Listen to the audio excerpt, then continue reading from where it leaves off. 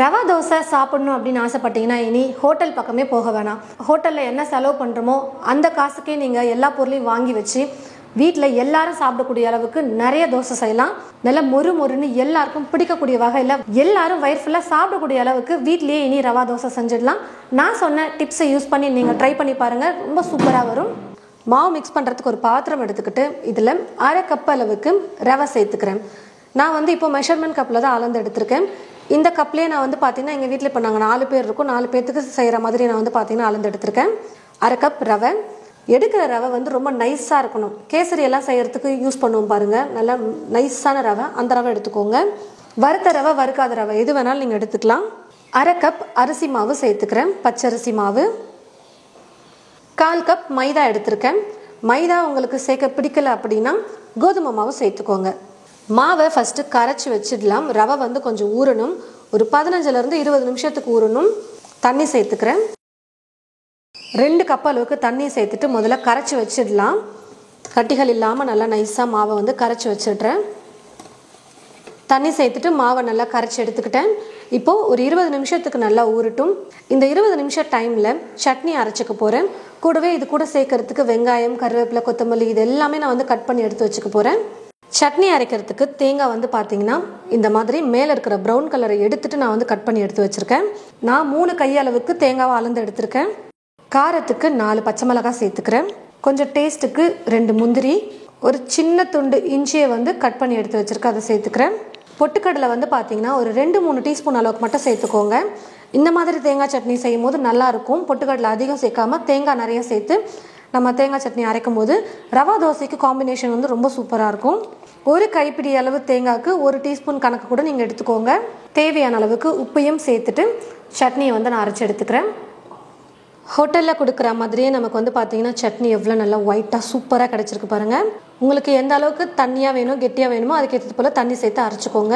நான் இப்போ கொஞ்சம் கெட்டி சட்னியாகவே செய்கிறேன். ரவா தோசைக்கு தொட்டு சாப்பிட நல்லா சூப்பராக இருக்கும். இதுக்கு ஒரு தாளிப்பு கொடுத்துக்கலாம். தாளிப்பு கரண்டியில் கொஞ்சமாக எண்ணெய், கடுகு, உளுந்து, கருவேப்பிலை சேர்த்து நான் தாளித்து எடுத்து வச்சுருக்கேன். இந்த தாளிப்பை சேர்த்துக்கிறேன். தேங்காய் சட்னி ரெடி ஆகிடுச்சு பாருங்கள் ஃப்ரெண்ட்ஸ். ரவை ஒரு 20 நிமிஷத்துக்கு நல்லா நான் ஊற வச்சு எடுத்துக்கிட்டேன். ரவை ஊறணும், அதுக்காக நம்ம ஒரு 15லேருந்து 20 நிமிஷம் டைம் கொடுக்கணும். இப்போ நல்லா ரவை ஊறி வந்திருக்கு. தண்ணியாக இருந்தது பாருங்கள், இப்போ கொஞ்சம் கெட்டியாகிடுச்சு பாருங்கள் ஊற ஊற. அந்த 20 நிமிஷம் கேப்பில் நம்ம சட்னியை அரைச்சி எடுத்துக்கிட்டோம். ரவா தோசைக்கு ஆட் பண்ணுறதுக்கு வெங்காயம், கருவேப்பிலை, கொத்தமல்லி எல்லாமே கட் பண்ணி எடுத்துக்கிட்டேன். இது கூடவே தேவையான அளவுக்கு உப்பு சேர்த்துக்கிறேன். 1 ஸ்பூன் சீரகம் சேர்த்துக்கிறேன். நான் எடுத்துக்கிற அளவுக்கு 1 ஸ்பூன் சீரகம் கரெக்டாக இருக்கும். மிளகு 1 ஸ்பூன் சேர்த்துக்கோங்க. நான் கொஞ்சம் 1 பாதியமாக இடித்து சேர்த்துக்க போகிறேன். கடையிலலாம் நீங்கள் ரவா தோசை சாப்பிட்றீங்கன்னா முழுசாக தான் கொடுப்பாங்க. முழுசாக ஒரு சிலர் சாப்பிடுவாங்க, ஒரு சிலர் சாப்பிட மாட்டாங்க. 1 பாதியமாக இடித்து சேர்க்கும் போது மிளகு இருக்கிறதே தெரியாது, அப்படியே சாப்பிட்ருவாங்க. நானுமே கூட பார்த்தீங்கன்னா முழு மிளகு சாப்பிட மாட்டேன். இந்த மாதிரி இடித்து போட்டு தான் நான் செய்வேன். 1 பாதியமாக இடிச்சுக்கோங்க, பவுடராக சேர்க்காம 1 பாதியமாக இடித்து சேர்த்துக்கோங்க. கூடவே பச்சை மிளகாய் வேணும்னா கூட நீங்கள் பச்சை மிளகாய் சேர்த்துக்கலாம். நான் சேர்க்கல, பொடியாக வேணால் கட் பண்ணிவிட்டு சேர்த்துக்கோங்க. குட்டீஸ்க்கெல்லாம் பார்த்தீங்கன்னா பச்சை மிளகாய் சேர்க்காமலே இந்த மாதிரி செஞ்சு கொடுங்க. பொடியாக நறுக்கிய கருவேப்பிலை கொஞ்சம் சேர்த்துக்கிறேன். பொடியாக நறுக்கிய கொத்தமல்லி கொஞ்சம் அதிகமாகவே சேர்த்துக்கிறேன். மீடியம் சைஸில் வெங்காயம் எடுத்துக்கோங்க. கொஞ்சம் சின்னதாக இருக்கிற மாதிரி எடுத்துக்கிட்டு அந்த ஒரு வெங்காயத்தை பொடியாக கட் பண்ணி எடுத்து வச்சுருக்கேன். பெரிய வெங்காயம் எடுத்திங்கன்னா ஒரு பாதி சேர்த்துக்கோங்க, கரெக்டாக இருக்கும். நல்லா பொடியாக நறுக்கிட்டு சேர்த்துக்கோங்க. ஒரு சிலர் மாவை ஊற்றிட்டு அதுக்கப்புறம் மேலே பார்த்தீங்கன்னா வெங்காயம் போடுவாங்க. இல்லைனா தோசைக்கல்ல ஃபஸ்ட்டு வெங்காயத்தை போட்டுட்டு அதுக்கப்புறம் மாவு ஊற்றுவாங்க. நான் எல்லாத்தையும் ஒன்றாவே மிக்ஸ் பண்ணிக்குவேன். எல்லாத்தையும் சேர்த்து நல்லா மிக்ஸ் பண்ணியாச்சு. இப்போ பார்த்தீங்கன்னா தண்ணி சேர்க்கணும். எவ்வளோ கெட்டியாக இருக்குது பாருங்கள், அப்படியே பச்சை தண்ணி மாதிரி இருக்கணும். நம்ம ரவா தோசை செய்யணும்னா உங்களுக்கு எக்ஸாம்பிளுக்கு சொல்கிறேன் நான். அப்போ தான் நமக்கு தோசை நல்லா பர்ஃபெக்டாக வரும். இந்த மாதிரி மொத்தமாக ஊற்றும்போது மொறு மொறுன்னு மெல்லிஸாக நமக்கு தோசை கிடைக்காது. இப்போது தேவையான அளவுக்கு தண்ணி சேர்த்துக்கலாம். தண்ணி சேர்த்துட்டு எடுத்து கலந்து ஊற்றும் போது தெரியும் இப்போவும் கெட்டியாக தான் இருக்குது. நான் திரும்ப இன்னொரு கப் சேர்த்துக்கிறேன்.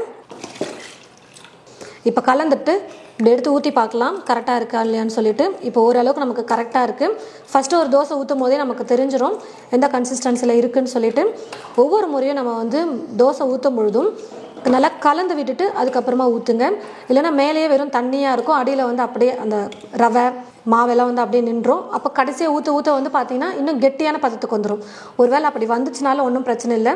கொஞ்சம் டேஸ்ட்டுக்கு லைட்டாக உப்பு ஆட் பண்ணிவிட்டு கொஞ்சம் தண்ணி ஊற்றி கரைச்சிட்டு திரும்ப செய்யுங்க. நல்லா தண்ணியாக இருக்கணும் ரவா தோசைக்கு.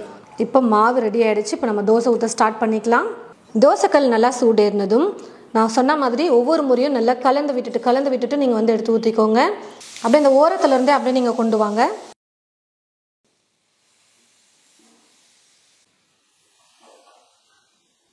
ஓரத்துலேருந்து அப்படியே ஊற்றிட்டு சென்டரில் கொண்டு வந்து ஊற்றிட்டோம்னா கரெக்டாக இருக்கும். ஃபஸ்ட்டு ஓரங்களை ஊற்றிட்டு அப்புறம் அப்படியே நடுவில் ஊற்றிக்கலாம். இந்த மாதிரி கொஞ்சம் ஹோல்ஸாக இருக்கணும். அப்போ தான் வந்து ரவா தோசை வந்து நல்லா வெந்து வரும், நல்லாவும் இருக்கும். கொஞ்சம் எண்ணெய் சேர்த்துக்கிறேன். நெய் இல்லை எண்ணெய் எது வேணாலும் நீங்கள் சேர்த்துக்கோங்க. இந்த ஓரங்கள் எல்லாம் சேர்த்துக்கலாம். பாருங்கள் ஃப்ரெண்ட்ஸ், தோசை நல்லா வெந்து வந்துருச்சு. மேலேயும் பாருங்கள் மாவெல்லாம் நல்லா வெந்துருச்சு. இதுக்கு மேலே நம்ம திருப்பி போடணுன்ற அவசியமே இல்லை. நம்ம எடுத்துக்கலாம். இந்த ஓரங்களை மட்டும் அப்படி லைட்டாக எடுத்து விட்டுட்டு எடுத்தோம்னா அழகாக சூப்பராக வரும். நல்லா கொஞ்சம் கலர் மாறி இந்த மாதிரி மொறுன்னு வர வரைக்கும் பண்ணணும்னா கொஞ்சம் டைம் எடுக்க தான் செய்யும். ரவா தோசை வந்து ரொம்ப ஈஸியாக வந்து பார்த்திங்கன்னா செய்ய முடியாது. கொஞ்சம் டைம் எடுக்கும், வேகிறதுக்கு ரொம்ப லேட் ஆகும். இல்லைனா வந்து ஒட்டுற மாதிரியே இருக்கும் மாவு. நமக்கு வெந்திருக்கும் ஆனால் ஒட்டுற மாதிரியே இருக்கும் வழவழப்பாக. பாருங்கள், இந்த மாதிரி 2 தோசை கொடுத்தாலே போதும், எல்லாருக்கும் வயிறு ஃபுல்லாகிடும். பெருசாக ஊற்றிருக்கேன், பெரிய தோசை தவாவில் வச்சு இப்போ நான் எடுத்துக்கிறேன். ஏற்கனவே சொன்ன மாதிரி ஒவ்வொரு முறையும் நல்லா கலந்து விட்டுட்டு அதுக்கப்புறமா நீங்கள் வந்து தோசை ஊற்றணும். திரும்ப ஓரங்கள்லேருந்து ஊற்ற ஸ்டார்ட் பண்ணி அப்படியே சென்டர் கொண்டு போய்க்கலாம். திரும்ப ஓரங்களெல்லாம் எண்ணெய் சேர்த்துட்டு நல்லா மொறுன்னு வர வரைக்கும் நம்ம வந்து குக் பண்ணி எடுத்துக்கலாம். நல்லா மொறுன்னு ரவா தோசை நல்லா சூப்பராக ரெடி பண்ணியாச்சு. ரவா தோசை வந்து பார்த்திங்கன்னா நம்ம எப்பயாச்சும் செய்கிற மாதிரி தான் இருக்கும். ஒரு டைம் செஞ்சுட்டாலே ரொம்ப கஷ்டமாக இருக்கிற மாதிரி தான் ஃபீல் ஆகும். என்னப்பா இவ்வளோ நேரமாக நின்று செய்கிற மாதிரி இருக்கே அப்படின்னு. ஏன்னா ரொம்ப மெல்லிஸாக செய்கிறோங்களா, அப்போது ஒருத்தருக்கு 1 தோசை 2 தோசை செஞ்சு கொடுத்தா கண்டிப்பாக பத்தாது. திரும்ப செய்ய சொல்லி கேட்டுகிட்டே இருப்பாங்க. டேஸ்ட்டும் அவங்களுக்கு பிடிக்குன்றதுனால ஒருத்தருக்கே நம்ம ஒரு 4 தோசை 3 தோசை அந்த மாதிரி செஞ்சு கொடுக்குற மாதிரி தான் இருக்கும். கொஞ்சம் மொறுமொறுப்பாக இல்லாமல் எடுக்கும்போது வந்து பார்த்திங்கன்னா கொஞ்சம் வழவழன்னு இருக்கிற மாதிரி இருக்கும் தோசை, ரவா தோசை. ஹோட்டல்ஸ்லேயே நீங்கள் பார்த்தீங்கன்னா நல்லா இந்த மாதிரி கிறிஸ்பியாக தான் கொண்டு வருவாங்க. அப்போ தான் சாப்பிடவே ரொம்ப சூப்பராக இருக்கும். நல்லா ஹோல்ஸாக எப்படி இருக்குது பாருங்கள். அதே மாதிரி மொறுன்னு சூப்பராக இருக்குது. இந்த அளவுக்கு நல்லா மொறுன்னு நீங்கள் ரவா தோசை செஞ்சு கொடுக்கும்போது வீட்டில் எல்லாருமே ஹோட்டலில் போய் இனி ரவா தோசை கேட்கவே மாட்டாங்க. வீட்டிலே செஞ்சு கொடுங்க அப்படின்னு சொல்லிட்டு கேட்பாங்க. அந்த அளவுக்கு எல்லாருக்கும் ரொம்ப ஃபேவரட்டான ஒரு பிரேக்ஃபாஸ்ட்டாக மாறிடும். நைட் இல்லை காலையில் வந்து இந்த மாதிரி நீங்கள் ட்ரை பண்ணி பாருங்கள். பிரேக்ஃபாஸ்ட்டுக்கு இல்லை டின்னருக்கு எல்லோரும் ரொம்ப விரும்பி சாப்பிடுவாங்க. நான் சொன்ன அளவை கொண்டு நீங்கள் ட்ரை பண்ணி பாருங்கள். முக்கியமாக இன்னொரு டிப்ஸ் வந்து நான் வந்து தண்ணியை வந்து அப்பப்போ நீங்கள் சேர்த்துக்கோங்கன்னு சொல்லியிருந்தேன். நம்ம தோசை ஊற்ற கொஞ்சம் கெட்டியாகிட்டே இருக்கும் மாவு. அப்போ வந்து நீங்கள் தண்ணி கொஞ்சம் லைட்டாக ஆட் பண்ணி தண்ணியாகவே தோசை ஊற்றுங்க. அப்போ தான் உங்களுக்கு நல்லா வரும். இந்த ஒரு டிப்ஸை மட்டும் ரவா தோசையில் நீங்கள் கரெக்டாக ஃபாலோ பண்ணிங்கன்னா பர்ஃபெக்டாக உங்களுக்கு ஹோட்டல் ஸ்டைலில் தோசை வந்து கிடைக்கும். ட்ரை பண்ணி பார்த்துட்டு எப்படி இருந்ததுன்னு சொல்லிட்டு மறக்காமல் கமெண்ட் பாக்ஸில் வந்து கமெண்ட் பண்ணுங்கள். இந்த ரெசிபி உங்களுக்கு பிடிச்சிருந்தா மற்றவங்களுக்கும் ஷேர் பண்ணுங்கள்.